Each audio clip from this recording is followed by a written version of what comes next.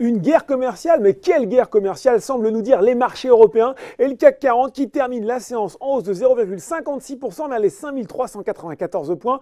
La réponse mesurée de la Chine à la nouvelle offensive douanière américaine, eh bien, elle a rassuré les investisseurs. D'ailleurs, ça va bien aussi sur les marchés américains, en tout cas pour le Dow Jones qui grimpe de 0,8% à 17h30 vers les 26 440 points, alors que le Nasdaq est proche de son seuil d'équilibre. Sur le marché français, les valeurs de l'auto sont passées à la vitesse supérieure, signant les plus fortes hausses du SBF 120, Forcia, Valeo, Peugeot et Renault profitent d'un marché européen très bien orienté cet été. Il a progressé de 10,5% en juillet puis de 31,2% en août. Allez, une hausse un peu artificielle. L'arrivée prochaine de nouvelles normes ayant poussé les constructeurs à anticiper des ventes, toujours portées par un possible plan de relance chinois. Eh bien, Eramet et ArcelorMittal sont également restés orientés à la hausse.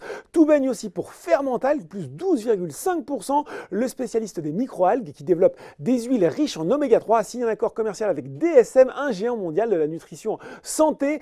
Du côté des baisses, cette fois-ci, gros coup de frein sur Trigano, moins 9%, en cause une note de Kepler-Chevreux jugeant la valorisation du spécialiste français du camping-car élevée au vu de celle retenue pour le rachat de l'allemand Erwin Himmer Group par l'américain Thor Industries. Il reste toutefois à l'achat sur la valeur Kepler-Chevreux en abaissant légèrement son objectif de cours de 182 à 180 euros. Et puis Tarkett est une nouvelle fois au tapis. Le fabricant de revêtements de sol a annoncé hier soir le départ de son président du directoire Glenn Morrison, un départ surprise dont les raisons n'ont pas été communiquées et qui a pris les investisseurs à froid. GTT n'a pas non plus flambé. Aujourd'hui, le groupe parapétrolier est pénalisé par un abaissement de recommandation de Ports-en-Par, passé de conservé à allégé sur le titre, malgré l'annonce récente d'un nouveau partenariat.